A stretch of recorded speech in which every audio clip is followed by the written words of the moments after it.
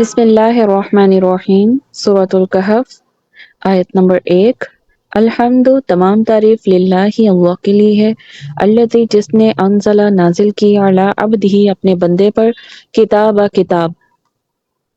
ولم یجعل اور نہ کی لہو اس کے لیے، عوجا کوئی بھی کجی، کوئی بھی پیچیدگی نہ رکھی،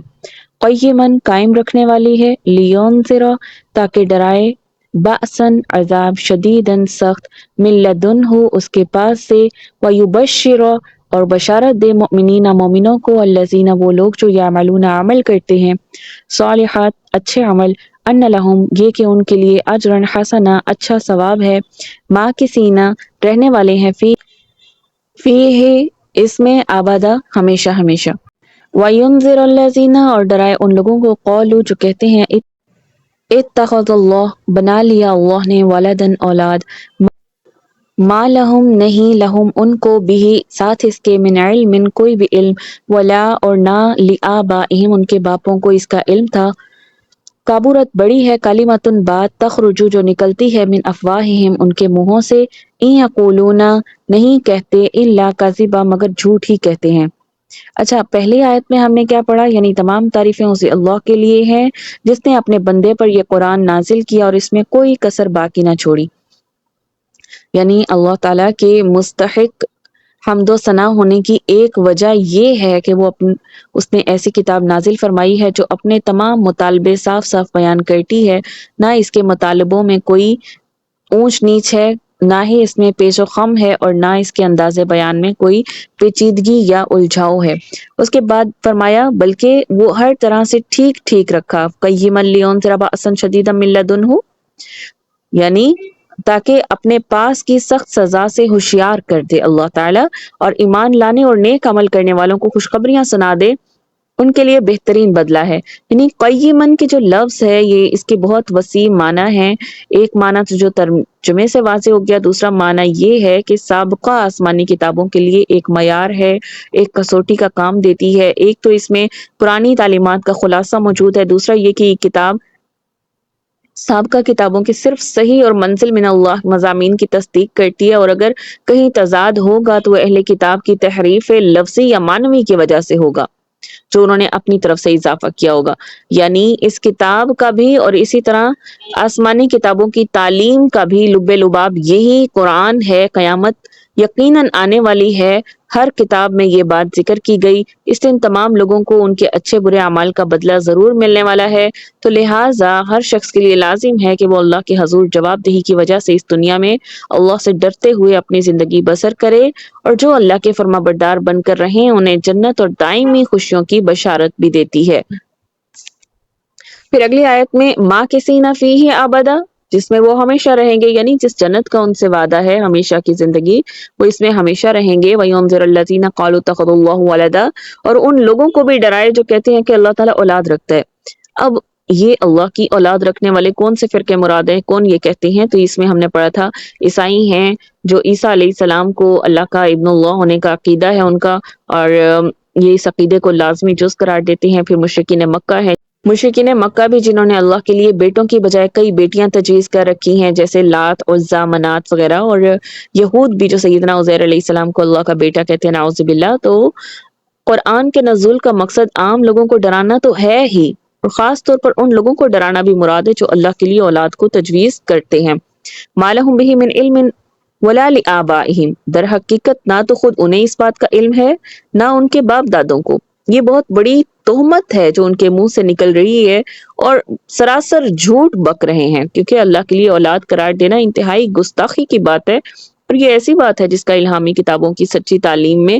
کہیں ڈھونڈنے سے بھی سراغ نہیں مل سکتا۔ اس کی حقیقت صرف اتنی ہے کہ ان لوگوں کے بزرگوں اور ان کے باپ دادوں میں سے کسی نے ایسی بات کہہ دی اور بلا تحقیق کہہ دی، بعد میں آنے والی نسلوں میں بلا تحقیق جھوٹی اور انہونی بات ان کے عقیدے میں شامل ہو گئی، وغیرہ وغیرہ۔ فَلَعَلَّكَ پس شاید کہ تو باخع ہلاک کر دے نفسک اپنی جان کو، علی آثارہم ان کے پیچھے سے، لم جو نہ یؤمنو ایمان لائیں، بہذا ساتھ اس پر، حدیثی بات کے، اسفا مرے غم کے۔ یعنی اگر پیغمبر اگر یہ اس کلام پر ایمان نہیں لائیں، یعنی اے پیغمبر اگر یہ اس کلام پر ایمان نہ لائیں تو شاید تم اس کے پیچھے رنج کر کے اپنے آپ کو ہلاک کر دو۔ تو جن حالات میں یہ صورت نازل ہوئی، اس حالات میں انہی حالات کا اجمالی منظر پیش کیا گیا ہے کہ مسلمانوں پر مظالم کے جب پہاڑ توڑے جا رہے تھے اور کفار مکہ اپنی ساری قوت اسلام کو ختم کرنے کے لیے صرف کر رہے تھے، تو ان حالات میں آپ صلی اللہ علیہ وسلم کی انتہائی آرزو یہی تھی کہ اللہ تعالیٰ ان کو اسلام لانے کی توفیق دے دے، جس سے آپ کے سامنے خاص طور پر دو فائدے تھے۔ ایک یہ کہ لوگ اللہ کی گرفت سے بچ جائیں اور نافرمانیوں کی صورت میں جو یقیناً واقع ہوتی ہیں، اور دوسرا یہ کہ اسلام کو تقویت حاصل ہو، قوت حاصل ہو اور مسلمانوں پر سختیوں میں کمی واقع ہو جائے۔ تو دن رات آپ کو یہی فکر رہتی تھی کہ اللہ تعالیٰ نے کہ اللہ تعالیٰ کسی طرح ان کو ایمان سے نواز دیں۔ تو اللہ تعالیٰ نے آپ صلی اللہ علیہ وسلم کو تسلی دیتے ہوئے فرمایا، ان لوگوں کی ہدایت کی فکر میں آپ اپنے آپ کو ہلکان کرنا چھوڑ دیں، اللہ خود اپنے دین کا محافظ ہے، اس کی ان حالات میں کڑی نظر ہے اور وہی کچھ ہو کر رہے گا جو چاہے گا وہ ہو کر رہے گا۔ تو بس آپ اپنا جو تبلیغ رسالت کا کام ہے یہ کرتے جائیں، کسی کو ہدایت دینا نہ دینا اللہ کا کام ہے، آپ کا کام نہیں۔ بے شک ہم نے کیا ہے ما علی الارض اوپر زمین کے زینتن زینت لہا اس کے لیے، لنبلوکم تاکہ آزمائے ان کو، ایہم کہ ان میں سے احسن عملا کون اچھا عمل کرنے والا ہے، وَإِنَّا اور بے شک ہم لجاعلون البتہ کرنے والے ہیں ما علیہا اس چیز پر جو اس پر اس کے ہے، سعیدن زمین، جرزا بنجر میدان۔ تو پچھلی آیت میں کیا فرمایا کہ روئے زمین پر جو کچھ ہے ہم نے اسے زمین کی رونق کا باعث بنایا ہے، اور ہم انہیں آزما لیں کہ ان میں سے کون نیک عمل کرنے والا ہے۔ وَإِنَّا لَجَاعِلُونَ مَا عَلَيْهَا صَعِيدًا جُرُزًا ان میں سے جو کچھ ہے ہم اسے ایک ہموار صاف میدان کر ڈالنے والے ہیں۔ اب یہاں سعیدن یہ صاف میدان مراد ہے، جرزن بالکل ہموار جس میں کوئی درخت وغیرہ نہ ہو، یعنی ایک وقت آئے گا کہ یہ دنیا اپنی تمام تر رونقوں سمیت فنا ہو جائے گی اور یہ زمین ایک چٹی اور ہموار میدان کی طرح ہو جائے گی، اس کے بعد ہم نیک اور بد کو ان کے عملوں کے مطابق جزا دیں گے۔ ام حسبتا کیا گمان کیا ہے تو نے ان اصحاب الکافی کہ یہ جو رہنے والے غار کے، والرقیم اور لوح کے، اچھا یہاں لوح سے مراد یہ بھی ہے کہ کتبے والے، اس کی مزید آگے وضاحت دیکھتے ہیں۔ کانو تھے من آیاتنا ہماری نشانیوں سے، عجبا عجیب، یعنی کیا تم خیال کرتے ہو کہ غار اور لوح والے لوگ ہماری نشانیوں میں سے عجیب تھے؟ تو اب اس تمہید کے بعد جو پیچھے گزری، اب کفار مکہ کے ان سوالوں کے جوابات کا آغاز ہو رہا ہے جو انہوں نے اہل کتاب سے پوچھ کر ان سے مشورے سے آپ صلی اللہ علیہ وسلم سے پوچھے تھے۔ کفار مکہ اصل میں چاہتے یہ تھے کہ وہ آپ سے پچھلے گزشتہ زمانوں کے متعلق کچھ ایسے تاریخی سوال کریں جن کا کم از کم مشرکین مکہ اور عام اہل عرب کو بھی جس بات کا علم نہ ہو۔ تو انہوں نے اس معاملے میں اہل کتاب کے عالموں سے مدد لی۔ ان کا مقصد یہ تھا کہ آپ صلی اللہ علیہ وسلم سے ایسے سوال کرنے سے پتہ چل جائے گا کہ آیا یہ شخص واقعی نبی ہے یا نہیں ہے۔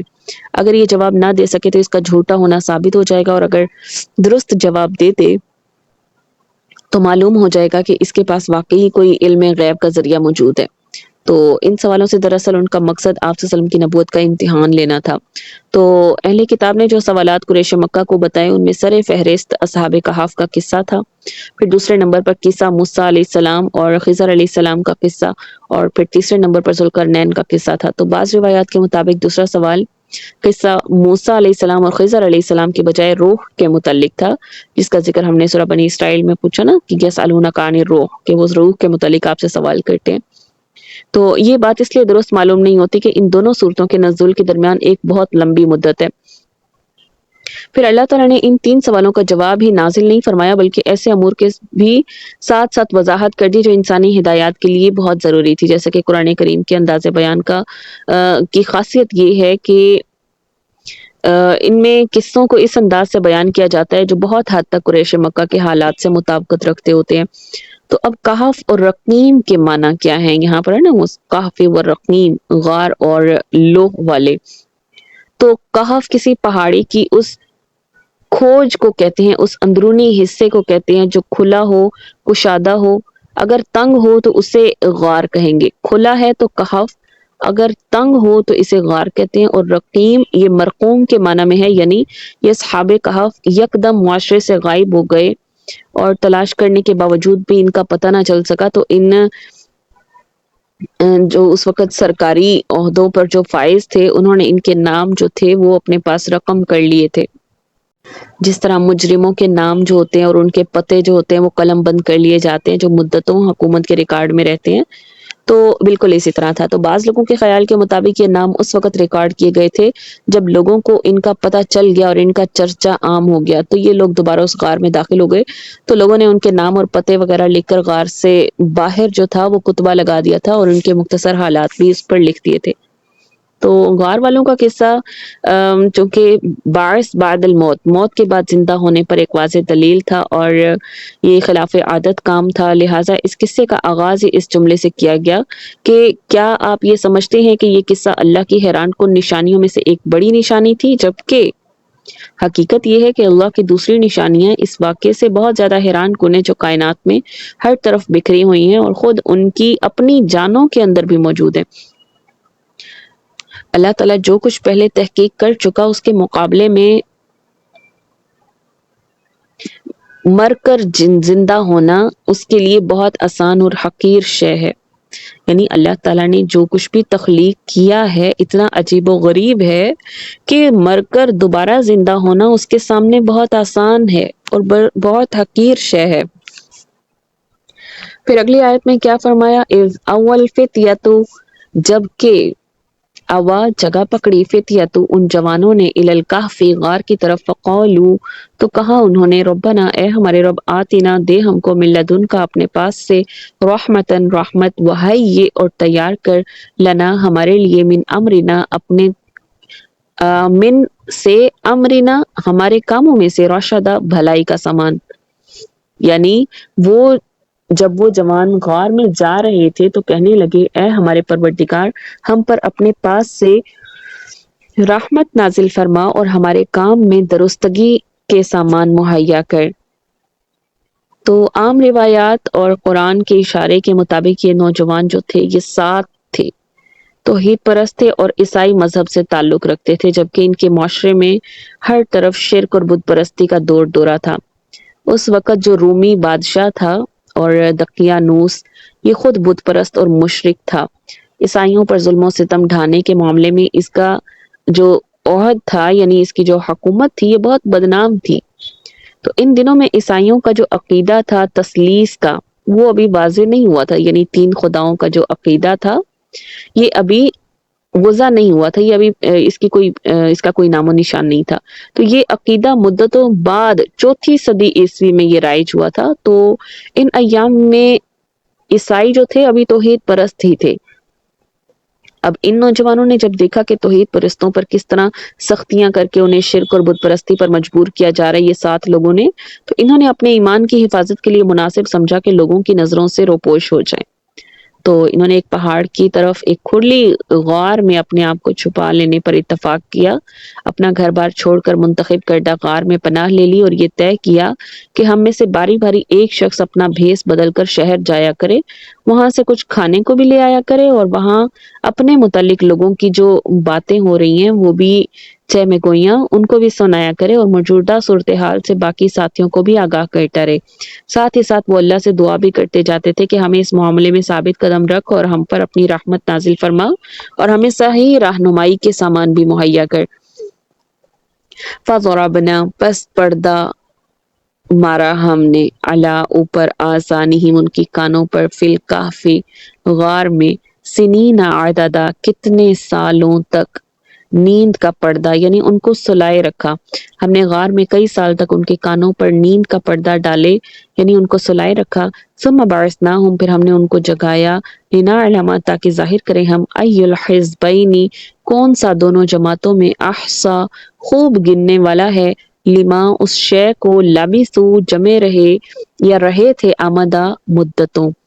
پھر ان کو جگایا اٹھایا تاکہ معلوم کریں کہ جتنی مدت وہ غار میں رہے دونوں جماعتوں میں سے اس کی مقدار کس کو خوب یاد ہے۔ تو اب یہ لوگ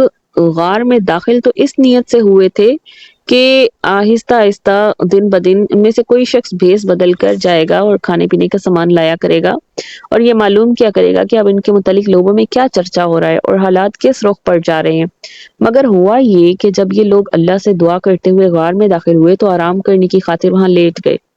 تو اب اللہ نے ان پر ایک طویل مدت تک کے لیے نیند طاری کر دی اور ان کے کانوں پر یوں تھپکی دی جیسے ماں بچے کو تھپک تھپک کر سلاتی ہے، اور وہ سالہ سال تک اسی طرح پڑے سوئے رہے، اور یہ ان کی دعا کی قبولیت کا نتیجہ تھا کہ اللہ تعالیٰ نے انہیں لمبی مدت تک سلا کر حکومت کے ظلم و تشدد سے انہیں نجات دلائی تھی۔ ثم بعثناهم لنعلم أي الحزبين أحصى لما لبثوا امدا، پھر ہم نے انہیں اٹھا کھڑا کیا کہ ہم کیا معلوم کر لیں کہ دونوں گروہوں میں سے انتہائی مدت کو جو انہوں نے گزاری ہے کس نے زیادہ یاد رکھا ہے۔ اب اس حالت میں سوئے ہوئے انہیں صدیاں گزر گئیں،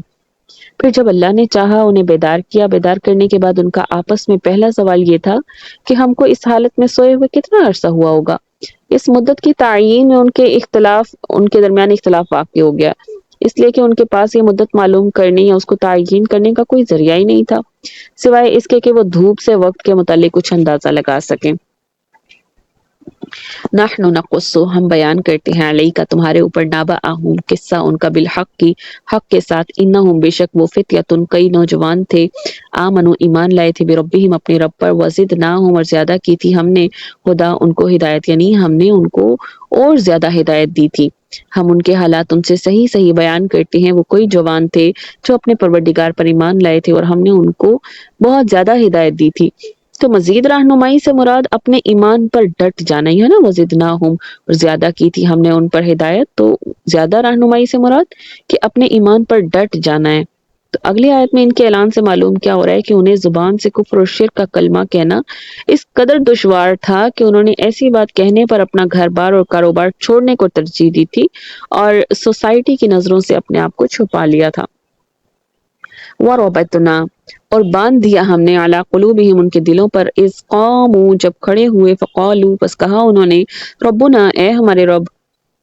رب السماوات پروردگار ہے تو آسمانوں کا، والارض اور زمینوں کا، لن ندعو ہرگز نہ پکاریں گے ہم، من دونہ تیرے علاوہ، الہن کسی معبود کو، لقد البتہ تحقیق، قلنا کہی ہم نے، اذن اس وقت، شططا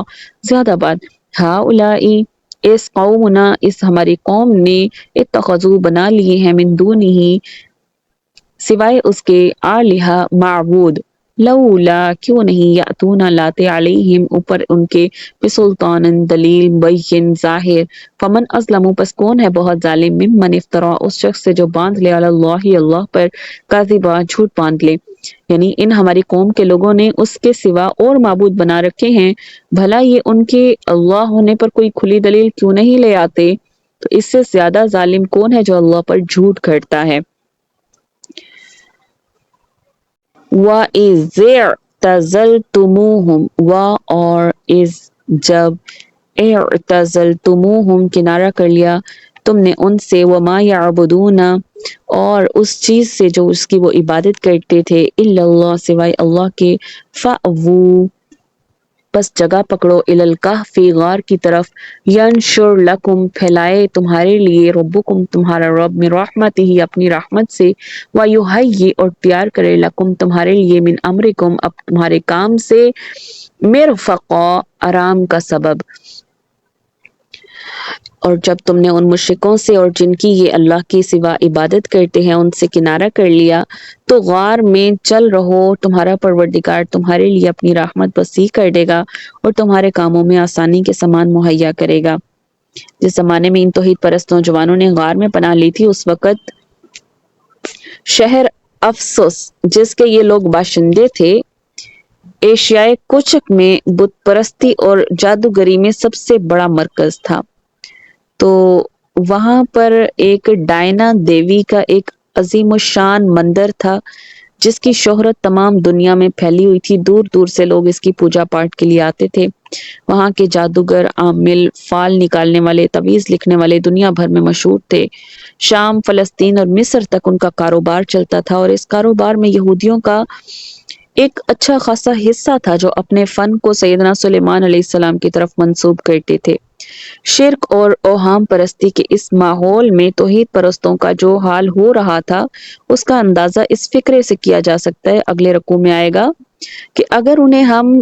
پر اختیار مل گیا تو وہ لوگ یا تو ہمیں سنسار کر ڈالیں گے یا پھر ہمیں اس بت پرستی اور شرک کرنے والے مذہب میں واپس چلے جانے پر مجبور کر دیں گے۔ تو اللہ تعالیٰ نے ان کی دعا قبول فرمائی اور انہیں اپنے دامن رحمت میں لے کر صدیوں تک ان پر نیند طاری کر دی، اور جب جاگے تو یہ توحید اور توحید پرستوں کا دشمن بادشاہ دقیانوس جو تھا یہ مر کھپ گیا ہوا تھا، اور جو موجودہ بادشاہ تھا اس نے عیسائیت کا مذہب قبول کر لیا تھا۔ تو اس بادشاہ کا نام